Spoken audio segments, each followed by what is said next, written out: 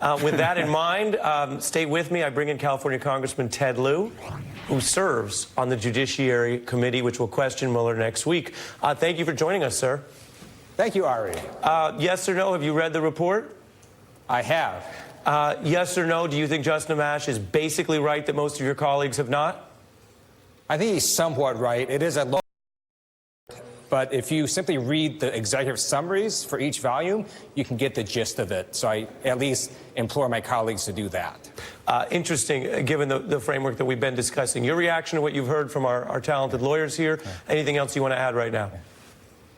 Sure. So the Mueller report is very damning. A fair reading of it shows that the Russians attacked us in 2016, that there was some collusion and a lot of obstruction of justice. We need Robert Mueller simply to highlight the relevant portions of his report. We're not looking for a Hail Mary here. We just need a first down. Every week, we're progressing down the field, getting more facts to the American people, and we look forward to July 17th when he can provide a lot of this information directly to the American people. What are you going to do and your colleagues going to do if, as we've found, he basically goes out of his way to not say anything that isn't already written in the report? I've just mentioned why I think, as an educational matter, whatever one's beliefs out there, it's good to have a forum for people in Congress and in America to understand what's in the report. Having said that, what are you going to do if he says, hey, I'm not going beyond the report?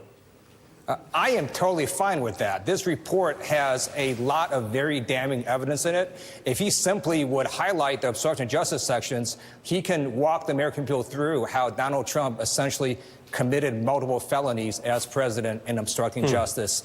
We're simply trying to get the facts of the Mueller report out. We want to bring it to life, and Robert Mueller is a perfect witness to do that. And Congressman, I want to give you the benefit of responding to the Attorney General. You are on the Judiciary Committee, which oversees the Justice Department. It sounds like he is of the view, the most charitable way I could put it, is he is of the view that he already knows what you and your colleagues are going to ask, and he knows what Mueller's answers are, and he's determined that it's all a spectacle. Take a look. I don't think that serves any purpose, dragging Bob Mueller up, if he in fact is going to stick to the report. It seems to me the only reason doing that is to create some kind of public spectacle. Your response, sir? So why is Bill Barr so scared of Robert Mueller testifying? It's because Mueller is going to contradict what Bill Barr did in representing the report to American people. Robert Mueller is going to show that there was a lot of obstruction of justice, and Bill Barr, when he represented this report, he really failed the American people. That's why I think Bill Barr is scared. Maya Wiley, the last word goes to you, having walked us through this entire presentation. What do you think is most important for Americans watching who've heard about the Mueller report, who are obviously interested, if nothing else, to see how he sounds next week? What is the most important thing to keep in mind when we actually watch something that we in our reporting have said may be at times quite dry and careful? It's not going to be, from what we know, Bob Mueller coming out and saying, oh, there's one more thing I forgot to mention here. The president's a crook. It's not really how it goes down.